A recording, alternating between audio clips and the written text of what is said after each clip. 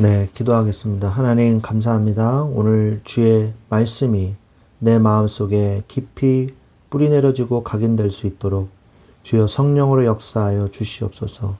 주님의 뜻을 깨닫고 주님의 뜻을 따라가게 하여 주옵소서.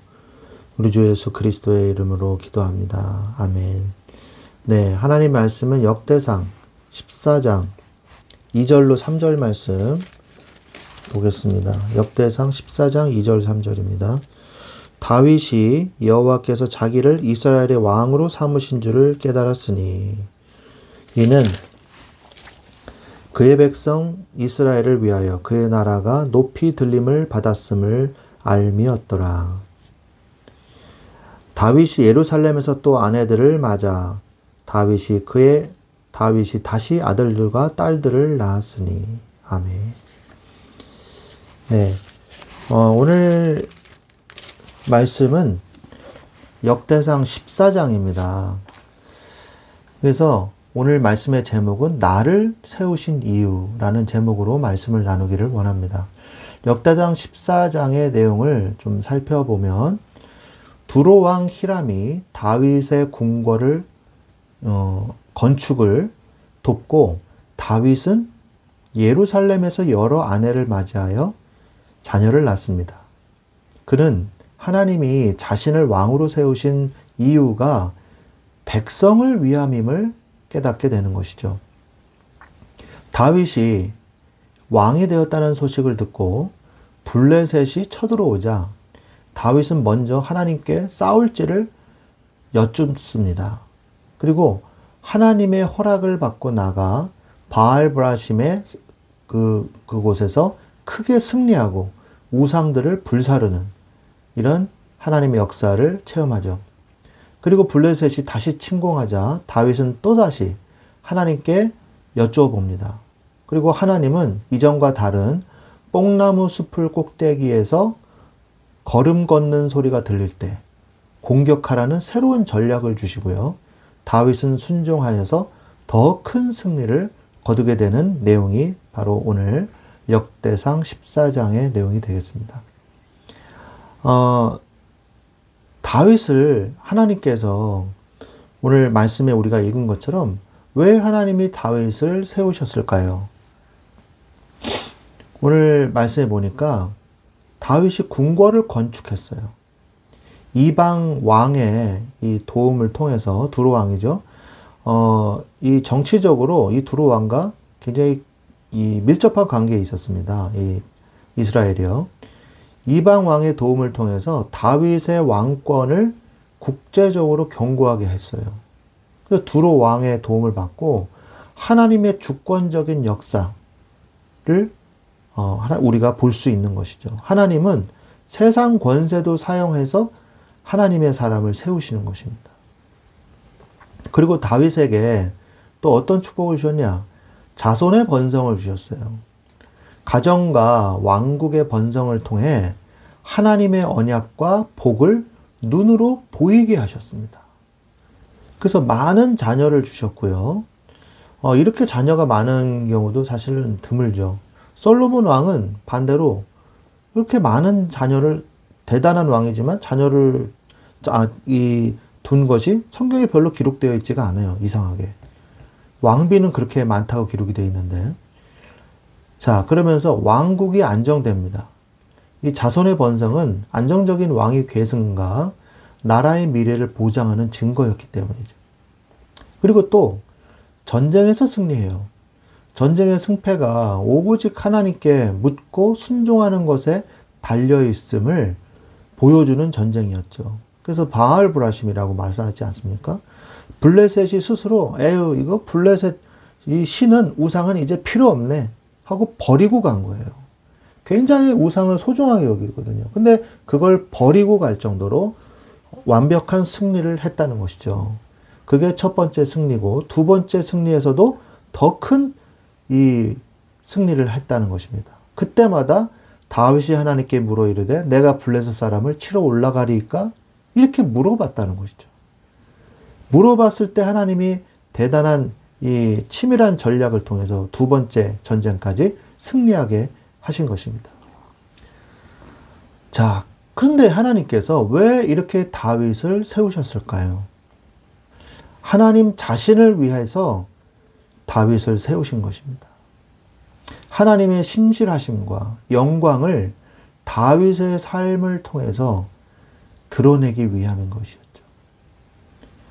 하나님의 약속이 다윗을 통해서 성취가 됐어요. 하나님은 당신의 약속을 반드시 지키시는 분임을 증명하셨습니다. 또한 다윗의 이 높아짐은 그를 세우신 하나님의 이름이 높아지는 것이었어요. 그리고 그의 백성 이스라엘을 위해서 다윗 개인이 영광이 아닌 하나님의 백성을 보호하고 섬기게 하기 위함이었습니다. 그래서 백성의 구원, 대적의 손에서 백성을 구원하고 보호하는 목자로 삼아 주신 것이죠. 다윗을. 그리고 공의의 통치를 하게 하셨어요. 하나님의 뜻대로 백성을 바르게 다스리는 리더로 다윗을 세우신 것이었습니다. 그리고 또 다윗을 왜 세우셨냐? 그의 나라를 높이 들림을 받게 하기 위해서였습니다. 장차 올 하나님 나라의 영광을 다윗의 나라를 통해서 미리 보여주기 위함이었습니다. 하나님 나라의 모형이 바로 다윗의 나라였습니다. 이 땅에 임할 하나님의 통치의 바로 모형이었던 것이죠. 또한 열방을 향한 증거였습니다. 모든 그 주변국들이요, 이스라엘의 강성함으로 살아계신 하나님의 나라는 이러한 증거를 얻구나. 그리고 감히 전쟁을 걸어오지 못하는 것이거든요.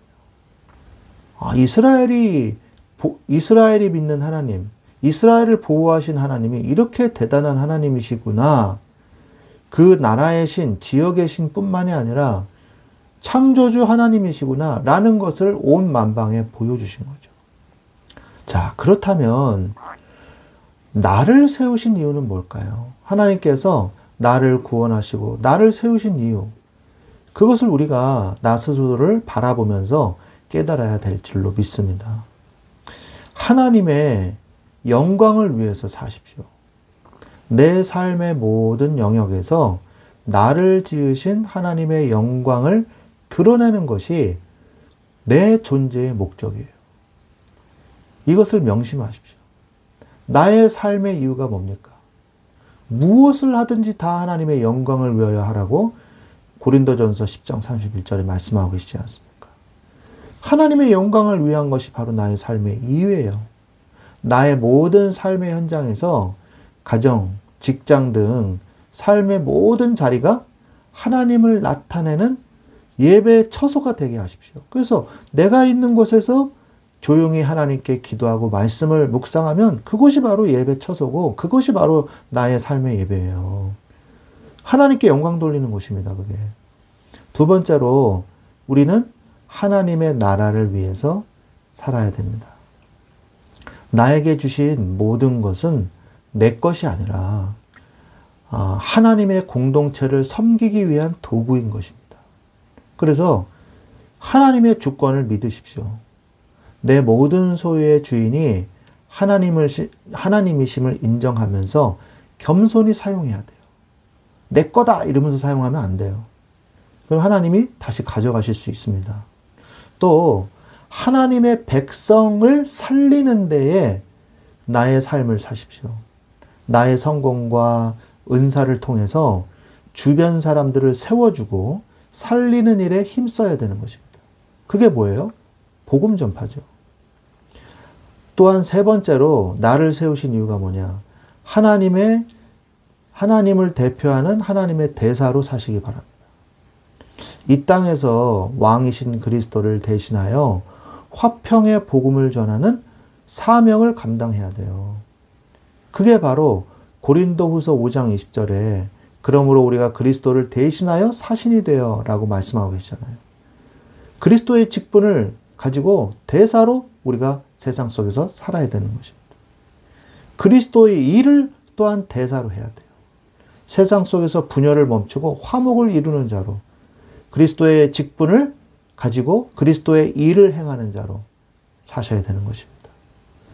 다윗을 하나님께서 부르셔서 하나님의 일을 이루신 것처럼 하나님 나도 나를 부르셔서 하나님의 뜻, 하나님의 나라, 하나님의 영광을 위해서 내 삶이 사용되게 하여 주시옵소서 라고 기도하는 여러분들이 되시기를 우리 주 예수 그리스도의 이름으로 축원드립니다. 아멘.